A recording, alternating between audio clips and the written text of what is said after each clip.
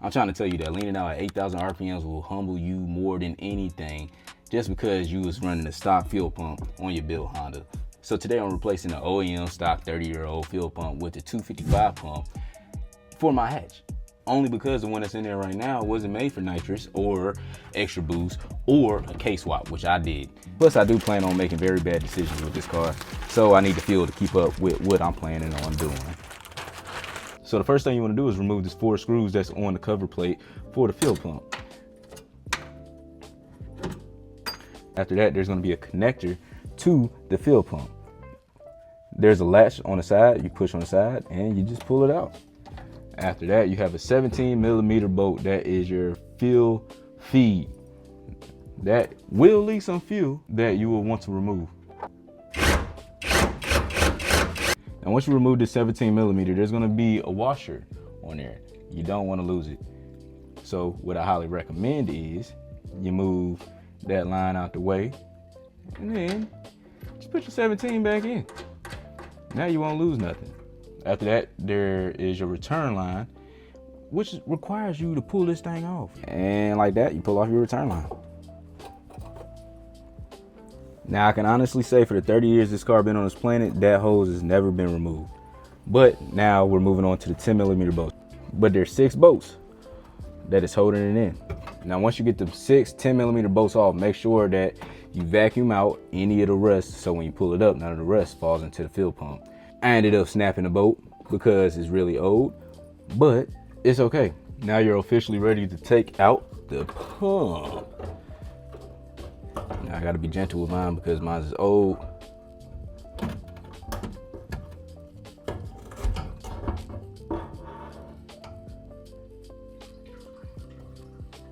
And like that, there's a 30-year-old fuel pump.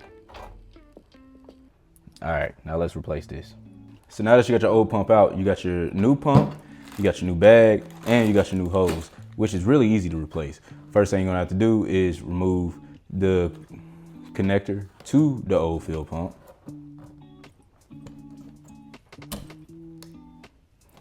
Then after that, you're gonna wanna remove your pump. You're gonna remove it from the seat that it's sitting in. Then finally, you wanna remove the hose that's to the fuel pump and that's connected to the feed line with this clamp that you see right there. What a needle nose.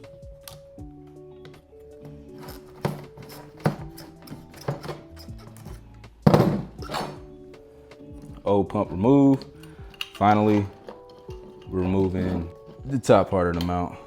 And since I do have a replacement hose, I'm going to go ahead and cut this one off of the feed line.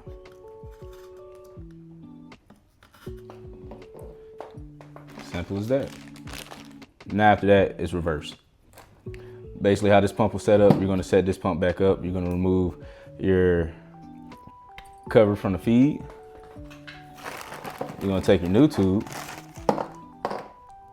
and install it on.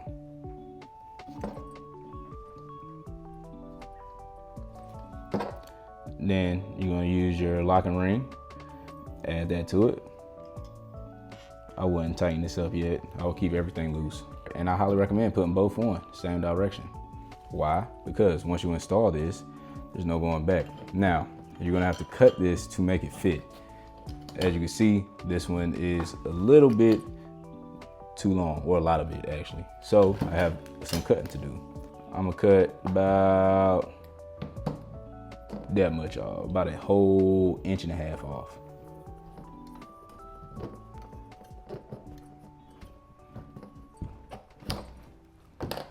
So where it's that long, measure it up. Looks good to me, I'm sending it. I'm gonna remove this cover piece for the filled bag. Now, people highly recommend you put this bushing onto the bottom of it, how it was onto the bottom of the old one. But I'm not gonna do that. What I'm gonna do is, I'm gonna install the new bag, right?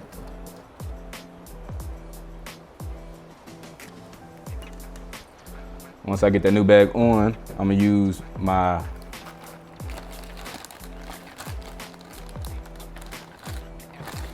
seating clamp, which is really, really small. You don't want to lose that. And put it on this piece right here.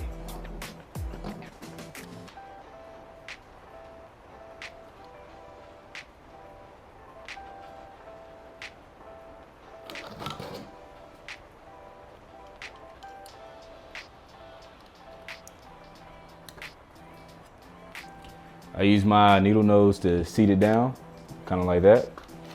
This thing technically almost good to go. Now the last thing that I have to do is tighten up the hose on this fuel pump and make sure that this fuel pump doesn't move back and forth. Right now it's not moving back and forth. It seems like it's seated properly, but what I'm gonna do is give me a zip tie and make sure this thing never moves.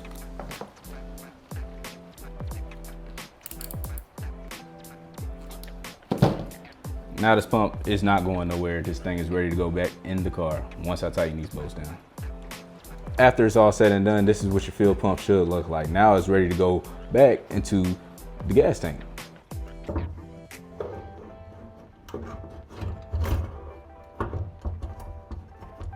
Now when it comes to these screws right here, I know that I snapped one and the old bolts are old and I'm not going to use them again because they are rusted. So what I'm going to do is, since I'm missing one, I got new washers that I'm gonna add to the 5 that survived, and I got new bolts.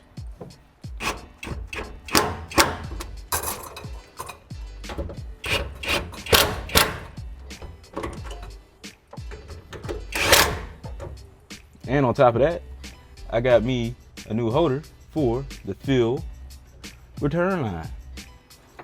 That's locked in. Now I got my 17 millimeter for my feed. Reconnect the sensor that we took off. And finally, put the 4 screws right back in. Now that the cover is back on, we gotta prime the car to see if this pump actually works.